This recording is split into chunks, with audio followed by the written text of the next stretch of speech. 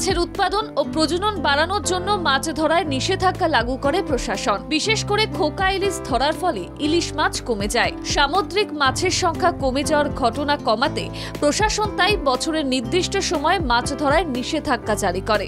এবার 14 এপ্রিল থেকে 15 জুন পর্যন্ত এই ফিশিং ব্যান পিরিয়ড। এই সময়ে মাছ ধরতে পারবেন না মৎস্যজীবীরা। এবার এই ব্যান পিরিয়ডে আর্থিক সহায়তা পাবেন মৎস্যজীবীরা। সমুদ্র সাথী প্রকল্পে প্রতি মাসে 5,000 টাকা করে সহায়তা পাবেন মৎস্যজীবীরা। মোট 10,000 টাকা সাহায্য পাবেন তারা। তাই ব্যান পিরিয়ডে আর্থিক সহায়তা তাদের সুবিধে করে দেবে। এই সময়ে মাছ না ধরার সিদ্ধান্তকে স্বাগত জানাচ্ছেন মৎস্যজীবীরা।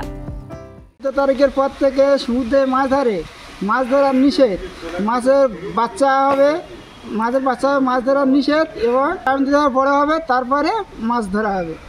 গত 3 মাস বন্ধ থাকবে। তার আগে যদি ছোট মাছ ধরে না তাহলে মাছ খেতে পারবে না। 14 এপ্রিল থেকে শুরু করে ফিশিং ব্যান পিরিয়ড। এই সময় প্রতি বছর নজরদারি এড়িয়ে মাছ ধরেন অনেক মৎস্যজীবী। সেগুলি পুরোপুরি বন্ধ করতে সকলের এগিয়ে আসতে হবে বলেই মত মৎস্যজীবী সংগঠনগুলির। অনেক সময় দেখা যায় ছোট মাছ ধরা হয় এই সময়। এভাবে খোকা ইলিশ ধরা হলে আগামী দিনে বড় ইলিশ পাওয়া যাবে কিনা তা নিয়ে প্রশ্ন তুলেছেন সাধারণ মানুষজন। প্রশ্ন তুলেছেন মৎস্যজীবী সংগঠনের সদস্যরাও। পিরিয়ডের সময় অ্যাকচুয়ালি তো ব্যান পিরিয়ড মানে প্রজন্ম নষ্ট হয়ে যাচ্ছে। সেই হিসাবে দীর্ঘ প্রশিক্ষণ করার পরে আমরা এই ব্লিডিং পিরিয়ডটা চুজ করেছে। অ্যাকচুয়ালি আরও 1 মাস বাড়ালে ভালো হয়, কিন্তু এই সময় প্রতিটা মাছের পেটে ডিম থাকে। তাই ব্লিডিং পিরিয়ডে যদি আমরা মাছগুলো ধরে নিই তাহলে আস্তে আস্তে প্রজন্ম নষ্ট হয়ে যাবে।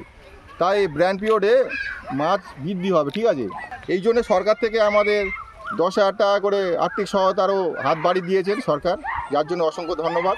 প্রশাসনের নজরদারি বাড়ানো দরকার বলে দাবি মৎস্যজীবী সংগঠনের। এ নিয়ে তিনি জানান, ছোট ইলিশ ধরা বেআইনি কাজ। প্রশাসনের এই দিকে নজর দেওয়া উচিত। এভাবে চলতে থাকলে আগামী দিনে ভোজন রসিক বাঙালির পাতে ইলিশের যোগান দেওয়া যথেষ্ট কষ্টসাধ্য হয়ে উঠবে। দক্ষিণ 24 পরগনার রায়দিঘি থেকে লোকেশ হালদারের রিপোর্ট, বাংলা জাগো।